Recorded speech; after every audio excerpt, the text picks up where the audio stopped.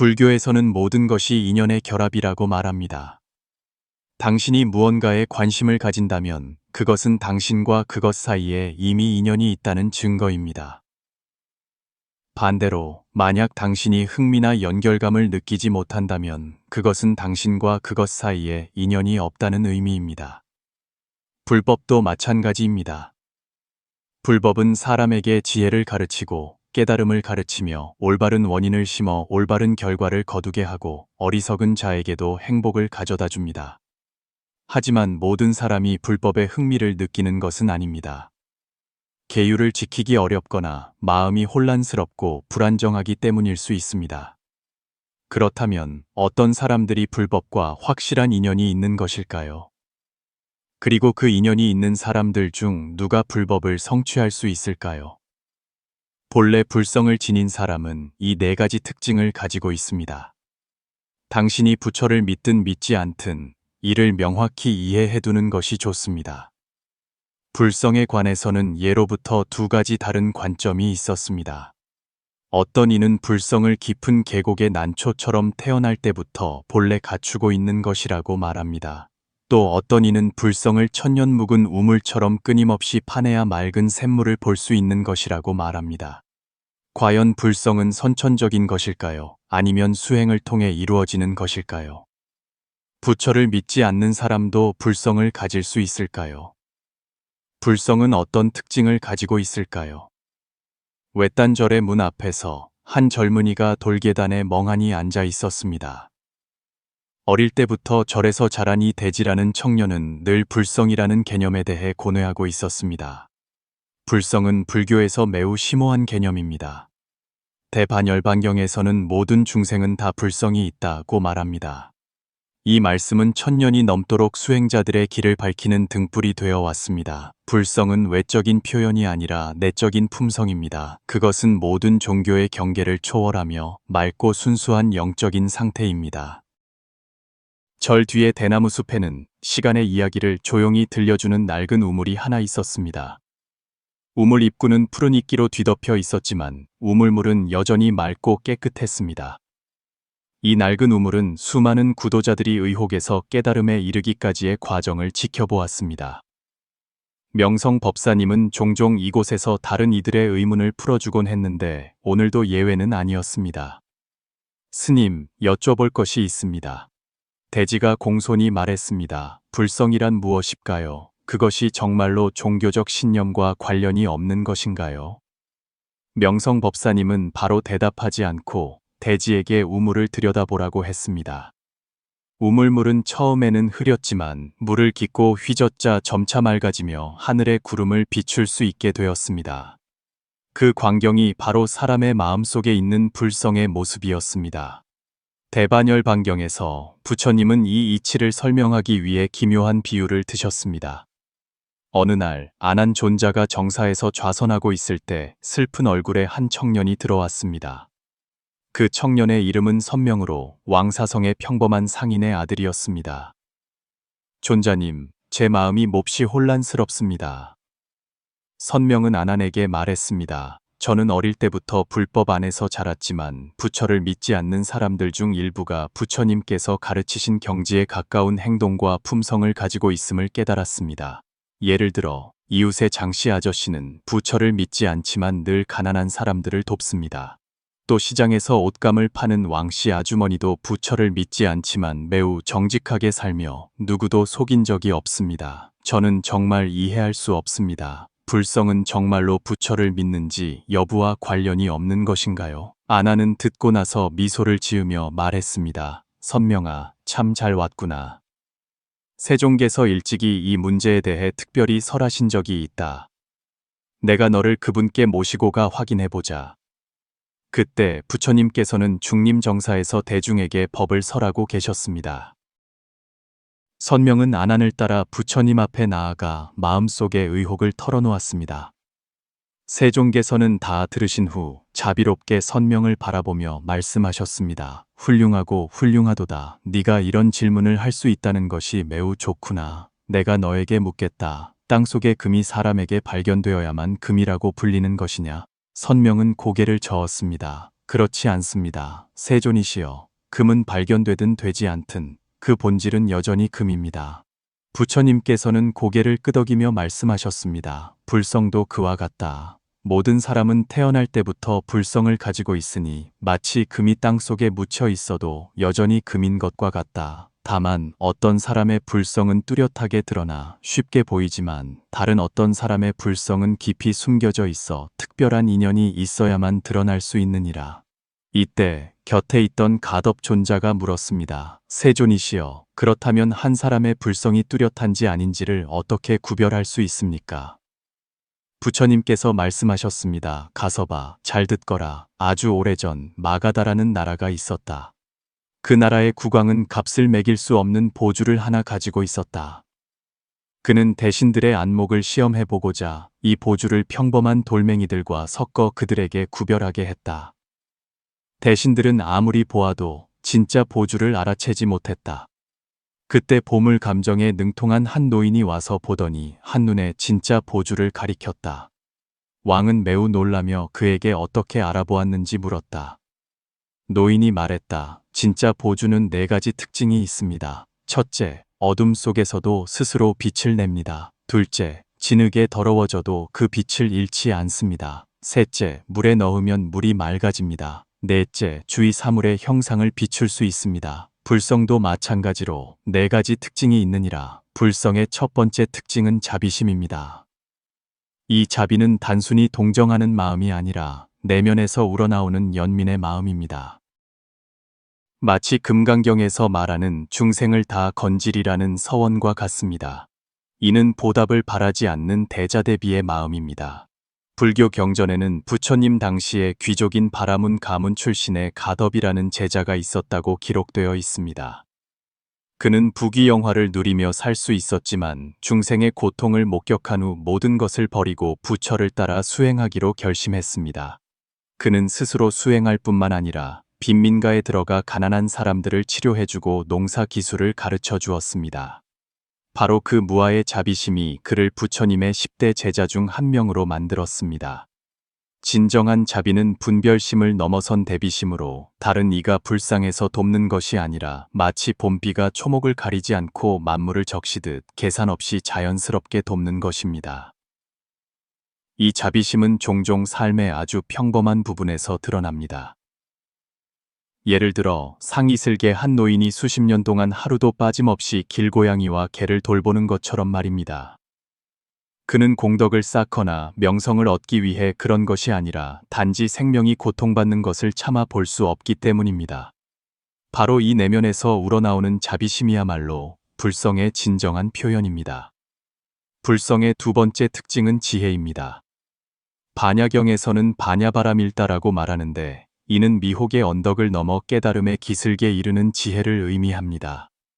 이 지혜는 세상의 총명함이 아니라 사물의 본질을 꿰뚫어 보는 반야의 지혜입니다. 마치 대나무 숲을 볼 때 평범한 사람은 키 큰 나무와 키 작은 나무만 보지만 지혜로운 사람은 대나무의 품성을 봅니다. 대나무는 부드럽지만 매우 강인합니다. 유연하지만 베풀 수 있습니다. 속은 비어 있지만 무거운 것을 견딜 수 있습니다. 바로 이 부드러움으로 강함을 이기고 깊은 계곡처럼 겸손한 마음이 지혜의 상징입니다. 불교 경전에는 출가하지 않았지만 유마힐이라는 사람이 초월적인 지혜로 문수보살마저 경복하게 만들었다는 기록이 있습니다. 그는 세상 만물의 진상을 명확히 알았지만 그것에 집착하지 않았습니다. 중생의 고통을 꿰뚫어 보면서도 번뇌에 얽매이지 않았습니다. 바로 이 지혜 덕분에 그는 속세에 물들지 않고 그 안에서 자유롭게 살 수 있었습니다. 일상생활에서 지혜의 표현은 종종 평범한 생각을 뛰어넘습니다. 한 선승이 마당을 쓸고 있을 때 제자가 물었습니다. 스승님, 무엇이 부처입니까? 선승은 대답하지 않고 계속 쓸었습니다. 제자가 다시 묻자 선승은 여전히 마당 쓰는 데에만 집중했습니다. 단순해 보이는 이 행동에 깊은 지혜가 담겨 있습니다. 불성은 바로 일상생활 속에 현재의 매 순간 우리가 온 마음을 다할 때 존재합니다. 진정한 지혜는 얼마나 많이 아느냐에 있는 것이 아니라 사물의 본질을 꿰뚫어 보는 능력에 있습니다. 마치 우물물이 맑을 때 만물을 비출 수 있듯이 지혜로운 마음도 삶의 본질을 비출 수 있습니다. 이러한 종류의 지혜는 배워서 얻는 것이 아니라 마음이 청정해질 때 자연스럽게 드러나는 것입니다. 해질녘 노을이 하늘가를 붉게 물들일 때 바람이 대나무 숲을 스치며 맑은 소리를 싣고 왔습니다. 명성 법사님은 우물 안에 일렁이는 물결을 보며 나지막이 말했습니다. 방금 말한 두 가지 품성, 자비와 지혜는 불성의 외적인 표현일 뿐이다. 한 사람이 대도를 증득하게 하는 진정한 힘은 더 깊은 두 가지 특징에 있느니라.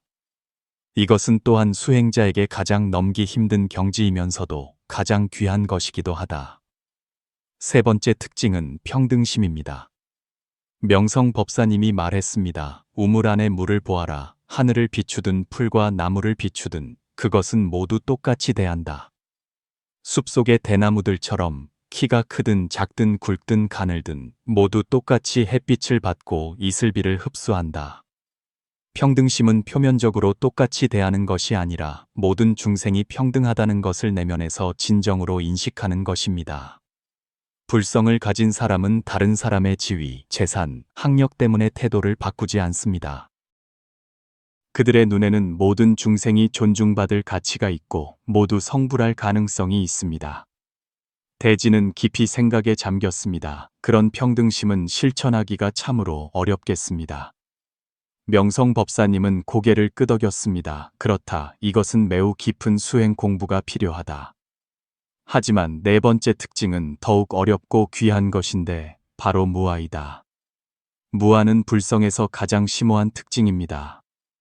무아는 자신의 존재를 부정하는 것이 아니라 작은 나의 한계를 뛰어넘는 것입니다. 마치 대나무처럼 뿌리가 깊고 잎이 무성하지만 결코 뽐내지 않고 바람 속에 굳건히 서 있으면서도 교만하거나 자만하지 않습니다. 그들의 성장은 완전히 자연스러운 결과입니다. 진정으로 무아인 사람은 공덕을 쌓기 위해 선행을 하는 것이 아니고 칭찬받기 위해 좋은 말을 하는 것이 아니며 보답을 바라지 않고 남을 돕습니다. 그들의 모든 행동은 본성에서 자연스럽게 흘러나오는 것으로 마치 맑은 샘물이 저절로 흐르고 밝은 달이 저절로 빛나는 것과 같습니다. 명성 법사님은 우물물을 가리키며 말을 이었습니다. 이 우물물을 잘 보아라. 누가 와서 물을 깃는다고 흐려지지도 않고 아무도 오지 않는다고 맑음을 잃지도 않는다. 그것이 바로 무아의 경지이다. 이 두 가지 특징은 불성의 가장 핵심적인 표현입니다. 평등심을 가져야만 비로소 너와 나 사이의 분별을 진정으로 넘어설 수 있다. 무아의 경지에 이르러야만 대도를 증득할 수 있다. 대지가 물었습니다. 그렇다면 이 특징들은 선천적인 것입니까? 아니면 수련을 해야 얻을 수 있는 것입니까? 명성법사님은 미소를 지으며 말했습니다. 불성은 밝은 달과 같아서 비록 구름에 가려져도 그 본체는 변하지 않는다. 모든 사람은 그 특징들의 씨앗을 가지고 있지만 그것이 싹트고 열매를 맺을 수 있는지는 각자의 수행 공부에 달려 있다. 어떤 사람은 속세의 인연이 얕아 그 특징들이 자연스럽게 드러나고 어떤 사람은 속세의 인연이 깊어 수행을 해야만 드러낼 수 있다. 이 낡은 우물처럼 어떤 사람은 태어날 때부터 우물물이 맑고 어떤 사람은 끊임없이 물을 길어야 하지만 오직 한 마음으로 수행에 정진하면 결국 우물물의 본래 맑음을 보게 될 것이다. 해가 서쪽으로 지고 대나무 숲은 황금빛으로 물들었으며 우물물은 반짝이며 저녁 노을을 비추었습니다. 대지는 이 모든 것을 보며 무언가 깨달은 듯 했습니다. 불성은 경전을 외우는 소리에도 향을 피워 올리는 영기 속에도 있지 않고 바로 평범한 일상의 마음 속에 있었습니다. 그것은 선한 미소 속에, 대가 없는 도움의 손길 속에, 생명에 대한 가장 순수한 존중 속에 숨어 있을 수 있습니다. 마치 대나무처럼 뿌리가 깊고 잎이 좋으면 자연히 바람 속에서 굳건할 것입니다. 불성도 마찬가지로 마음이 청정하기만 하면 그 빛은 자연스럽게 드러날 것입니다. 그 빛은 신앙을 가리지 않고 신분을 가리지 않으며 그것은 모든 인간이 본래 가지고 있는 귀한 품성입니다. 관건은 우리가 명성 법사님의 말씀처럼 평등심을 지키고 무아의 경지에 이르러 본성의 빛이 자연스럽게 빛나도록 할 준비가 되어 있는가 하는 것입니다. 다음은 불성이 있는 사람이 듣자마자 이해하는 말입니다. 수많은 불교 수행자들이 이 구절을 듣고 자신의 영혼을 구원했습니다. 선에는 8만 4천 법문이 있으며 이는 곧 미혹의 언덕에서 깨달음의 기슭으로 가는 8만 4천 개의 길입니다. 그중 가장 대표적인 6가지 방법을 육바라밀이라고 합니다. 물론 육바라밀을 배우고 실천하기에 앞서 반드시 몇 가지 기본적인 토대를 다져야 합니다. 예를 들어 6가지 감각기관인 눈, 귀, 코, 혀, 몸, 뜻, 즉 육근을 명확히 하는 것입니다. 만약 육근조차 이해하지 못한다면 수행에 대해 어찌 말할 수 있겠습니까? 육근은 우주의 6가지 대상인 색, 소리, 향, 맛, 촉감, 법, 즉 육경에 상응합니다.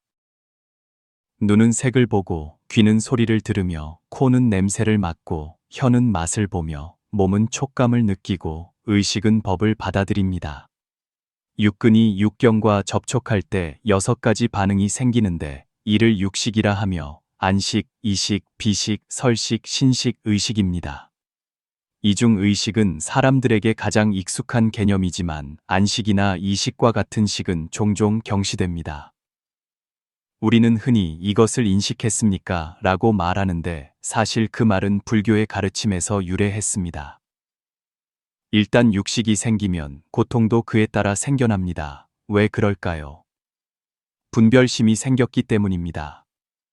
눈이 색을 볼 수 있게 되면 아름다움과 추함의 구분이 생기고 이 색은 보기 좋고 저 색은 보기 싫다는 생각이 듭니다. 귀가 소리를 들을 수 있게 되면 좋아함과 싫어함이 생겨나 이 사람의 말은 듣기 좋고 저 사람의 말은 귀에 거슬린다는 생각이 들어 번뇌가 거기서부터 생겨납니다. 만약 장님이라면 무엇을 보든 다 똑같을 것입니다.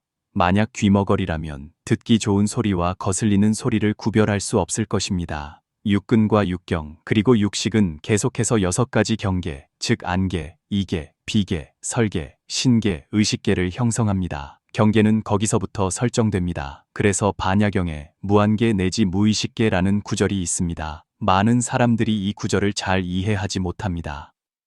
사실 내지라는 글자는 무의계, 무비계, 무설계, 무신계를 생략한 것이며 진정한 의미는 모든 경계를 벗어나는 것입니다. 그렇다면 이 고통의 언덕에서 저편 안락의 언덕으로 어떻게 갈 수 있을까요? 선종은 6가지 방법, 즉 육도법문이 있다고 가르칩니다. 이를 6척의 배에 비유할 수 있습니다. 당신은 그 6척의 배 중 하나에 오르기만 하면 미혹의 언덕을 넘어 깨달음의 기슭에 도달할 수 있습니다. 첫 번째 배는 보시라고 합니다. 보시에는 3종류가 있습니다. 제시, 법시, 무예시입니다. 제시를 하면 부유해집니다. 법시를 하면 지혜를 얻습니다. 무예시를 하면 건강과 장수를 얻습니다. 두 번째 배는 지계입니다. 누구를 따라 배워야 할지, 누구를 스승으로 모셔야 할지 모를 때 지계부터 시작하십시오. 술, 담배, 음란, 도박 등 천지의 도리에 해를 끼치는 모든 것을 피해야 합니다. 계율을 엄격하게 지키기만 하면 견고한 기초를 다지게 되어 수행에 큰 문제가 생기지 않을 것입니다. 세 번째 배는 인욕입니다. 다른 사람이 당신을 모욕하고 욕하고 심지어 때릴 때 참을 수 있다면 그것은 이미 대단한 능력입니다. 하지만 아직 최고의 능력은 아닙니다. 진정한 능력은 다른 사람이 당신을 칭찬하고 축혔을 때 겸손함을 유지하는 것입니다. 예를 들어 어떤 사람이 당신에게 남 사장님 정말 대단하십니다. 우리 젊은이들의 본보기이며 훌륭한 기업가이십니다 라고 말한다고 합시다. 만약 당신이 참지 못하면 쉽게 교만해져서 맹목적인 투자를 하게 되고 실패와 파산으로 이어질 수 있습니다. 많은 여성들이 왜 쉽게 속는가요? 남자의 달콤한 말을 견디지 못하기 때문입니다. 당신은 정말 아름다워요. 물고기가 물속으로 숨고 기러기가 하늘 멀리 날아가며 꽃도 부끄러워할 정도예요. 당신의 몸매는 정말 완벽해요. 만약 충분히 참지 못하면 쉽게 함정에 빠져 결국 몸을 해치고 상처받게 됩니다. 그러므로 오늘부터 모두가 한 가지 능력을 배워야 합니다. 화가 나려고 할 때 조금 참으십시오. 먹고 싶고 놀고 싶을 때도 조금 참으십시오. 참을 수 있는 것이야말로 진정한 지혜입니다. 네 번째는 정진입니다. 매일 조금씩 발전하는 것을 결코 잊지 마십시오. 잠자리에 들기 전 침대에 5분간 앉아 잡생각을 하지 마십시오. 처음에 5분간 앉아 있지 못하겠다면 1분부터 시작해서 마음이 흩어지지 않게 하고 점차 2분 그리고 5분으로 늘려가십시오. 그 후 20분 동안 잡생각 없이 유지할 수 있는지 시험해 보십시오. 시간이 지나면 당신의 에너지가 충만해질 것이라고 말씀드립니다. 5번째는 선정입니다. 간단한 말로 바꾸면 밖으로는 경계에 미혹되지 않고 안으로는 흔들리지 않는 것입니다. 그것이 바로 정입니다. 당신은 세상의 환상에 미혹되지 않을 것입니다. 당신은 자신이 누구인지 무엇을 해야 하는지 명확히 압니다. 당신은 모든 것을 명확히 이해합니다. 6번째는 반야, 즉 안욕따라 삼맥삼볼입니다. 대지혜는 평범한 지혜가 아니라 초월적인 지혜입니다. 누구나 대지혜를 가질 수 있는 것은 아닙니다. 만약 한 사람이 이 6가지 바라밀, 즉 6척의 큰 배를 모두 갖춘다면 당신을 번뇌의 언덕에서 지혜의 빛, 무량한 수명, 그리고 무한한 기쁨이 가득한 저편으로 인도할 수 있습니다. 그 말에 담긴 숨은 의미는 깨닫지 못한 곳에서 깨달은 곳으로 가는 것입니다. 그 6척의 배가 당신을 그 여정을 순조롭게 건너게 해줄 것입니다. 소란스러운 인간 세상 속에서 수행자는 맑은 물줄기와 같습니다. 그들은 눈에 띄지 않을 수 있지만 가장 평범한 순간들 속에서 항상 특별한 기품을 발산합니다. 세상의 소음 속에서 그들은 사람들이 돌아보지 않을 수 없게 만듭니다. 그들은 화려한 외모를 가지지 않았고 일부러 과시하지도 않지만 누구도 무시할 수 없는 내면의 빛을 가지고 있습니다. 그런 사람들을 우리는 흔히 수행자라고 부릅니다. 예로부터 수행자는 항상 사람들에게 신비로우면서도 존경스러운 느낌을 주었습니다. 그들은 801가지 고난을 넘으며 한 걸음 한 걸음 힘들게 나아갔지만 마음은 늘 부처를 향했던 당나라 스님처럼 소박한 옷을 입고 있을 수도 있습니다. 혹은 장자의 책에 나오는 인물들처럼 세속을 초월하여 세상사에 무관심할 수도 있습니다. 하지만 진정한 수행자는 겉모습이나 외적인 행동 때문이 아니라 내면에서 뿜어져 나오는 특별한 기품 때문에 사람들이 즉시 알아차리게 합니다. 그 기품은 비바람을 겪은 후의 평온함이고 세상의 화려함을 꿰뚫어 본 후의 초연함이며 수많은 혼란 속에서 유지하는 냉철함과 자신감입니다. 육조 해능이 말했듯이 보리는 본래 나무가 없고 밝은 거울 또한 받침대가 없다. 진정한 수행자는 형식에 집착하지 않고 정신적인 속박을 뛰어넘습니다. 그러나 이러한 인식은 일부 사람들에게 의심을 불러일으킬 수도 있습니다. 어떤 사람은 현대 사회는 너무 빨라서 모두가 바쁜데 수행할 시간이 어디 있겠냐고 말할 수 있습니다. 또 다른 사람은 수행이란 속세를 떠나 깊은 산속에 은둔하는 것이 아니냐고 반박합니다. 이 관점은 언뜻 합리적으로 보이지만 실제로는 수행에 대한 오해입니다. 수행은 세속적인 삶을 포기하는 것이 아니라 일상 속에서 영혼의 맑은 땅을 찾는 것입니다. 공자가 말했듯이 나는 매일 3번 나 자신을 살핀다. 수행은 바로 일상생활 속에서의 반성과 자기 향상입니다. 그것은 우리에게 인간 세상을 떠나라고 요구하지 않으며 단지 우리 마음에 지혜의 씨앗을 심기만 하면 됩니다. 시인 왕유는 그의 시 녹채에서 빈산의 사람은 보이지 않고 다만 말소리만 들려온다고 썼습니다. 깊은 산속에서의 그의 응어 생활은 언뜻 세상과 단절된 것처럼 보이지만 실제로는 내면에서의 수행의 한 형태였습니다. 그는 자연 속에서 영혼의 깨우침을 찾고 시적인 공간에서 삶의 진리를 깨달았습니다.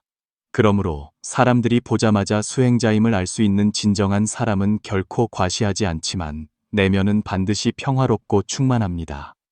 그들은 번화한 세상 속에서 청정함을 유지하고 평범한 것들 속에서 비범함을 드러냅니다. 그들의 삶은 모든 사람이 이해하고 받아들일 수는 없지만 그들의 존재는 이 세상에서 없어서는 안 될 한 줄기 빛입니다. 그렇다면 과연 어떤 사람이 보자마자 진정한 수행자임을 알 수 있을까요? 수행자는 보통 평온하고 고요한 기품을 지닙니다. 그들은 세상의 번뇌에 흔들리지 않으며 영혼은 밝은 거울과 같아 세상의 진실을 비춥니다. 그들의 얼굴에는 항상 부드러운 미소가 있으며 그 미소는 생명에 대한 존경과 삶에 대한 사랑을 드러냅니다. 옛사람들이 말했듯이 마음이 편안하면 밝아지고 물이 맑아야 사물을 비출 수 있으며 사물이 멀리 있어도 사유는 꿰뚫고 구름이 날아도 허공을 사랑하지 않는다. 수행자의 내면 세계는 고요한 물과 같아 맑고 깊습니다. 그러나 수행은 단지 내면의 평온함을 추구하는 것만이 아닙니다. 진정한 수행자는 삶의 온갖 시련에 맞설 용기가 있습니다. 그들은 역경 속에서 심성을 단련하고 실패 속에서 의지를 연마합니다. 그들은 수행의 길이 평탄하지 않고 가시밭길로 가득하다는 것을 압니다. 하지만 바로 그 고난들이 그들의 수행 여정을 더욱 견고하고 깊게 만듭니다. 수행자는 보통 겸손하고 자비로운 마음을 가지고 있습니다. 그들은 항상 세상의 고통에 관심을 기울이고 자신의 힘으로 도움이 필요한 사람들을 돕습니다. 그들의 선행은 요란하지 않을 수 있지만 가장 작은 일들 속에서 다른 사람의 영혼을 따뜻하게 하기에 충분합니다. 석가모니 부처님께서 말씀하셨듯이 모든 악을 행하지 말고 모든 선을 행하라. 수행자는 자신의 행동으로 그 불교의 진리를 증명합니다. 그러나 수행은 하루아침에 완성될 수 있는 일이 아닙니다. 수행하는 것처럼 보이지만 실제로는 거칠에만 하는 사람들도 있습니다. 그들은 일부러 초탈한 모습을 보일 수 있지만 내면은 여전히 욕망에 얽매여 있습니다. 그런 사람들은 겉모습은 수행자와 비슷하지만 실제로는 아직 진정한 수행의 길에 들어서지 못한 것입니다. 진정한 수행자는 삶 속에서 냉철함과 규율을 지킬 수 있는 사람들입니다. 그들은 세속적인 유혹에 미혹되지 않습니다. 또한 외부 환경에 흔들리지 않습니다. 그들은 내면의 욕망과 외부의 규범 사이에서 균형을 잡는 법을 압니다. 혼란스러운 세상 속에서 영혼을 청정하게 유지하는 법을 압니다. 수행자의 지혜는 보통 세상에 대한 깊은 이해에서 드러납니다. 그들은 복잡한 현상 속에서 사물의 본질을 꿰뚫어 볼 수 있습니다. 일상의 가장 작은 부분에서 삶의 진리를 깨달을 수 있습니다. 그들의 지혜는 밝은 등불과 같아 자신의 길을 비출 뿐만 아니라 주위 사람들의 영혼도 밝혀줍니다. 수행자는 또한 겸손한 품성을 지니는 경우가 많습니다. 왜냐하면 그들은 수행의 길이 끝이 없고 자신의 수행이 여전히 매우 부족하다는 것을 알기 때문입니다. 그래서 그들은 항상 겸손한 태도를 유지하고 다른 사람에게서 진심으로 배우며 자신의 수행 경지를 끊임없이 높여갑니다. 바로 그 겸손한 품성이 수행자를 더욱 존경받게 만들고 또한 같은 뜻을 가진 도반들을 더 쉽게 끌어들입니다. 물론 수행자의 이미지가 항상 고정되어 있는 것은 아닙니다. 그들은 군중 속에서 눈에 띄지 않을 수 있지만 그들의 기품과 수양은 모든 행동에서 무심코 드러납니다. 그들의 말 한마디, 행동 하나하나는 생명에 대한 존중과 이 세상에 대한 사랑을 보여줍니다. 그들의 미소 하나하나는 주위 사람들의 영혼을 따뜻하게 하는 부드러운 햇살과 같습니다. 이 소란스러운 시대에 수행자는 맑은 샘물과 같습니다. 그들은 자신의 수행 시간을 통해 주위 사람들에게 영향을 미치고 조용히 세상을 바꿉니다. 그들은 우리에게 진정한 수행이 세상을 피하는 것이 아니라 삶 속에서 수행하고 수행 속에서 살아가는 것임을 깨닫게 합니다. 보리는 본래 나무가 없고 밝은 거울 또한 받침대가 없으니 본래 한 물건도 없거늘 먼지는 어디서부터 붙겠는가. 진정한 수행자는 바로 그러한 존재입니다. 세속에 얽매이지 않고 욕망에 시달리지 않으며 내면은 밝은 거울과 같아 세상의 진실을 비춥니다.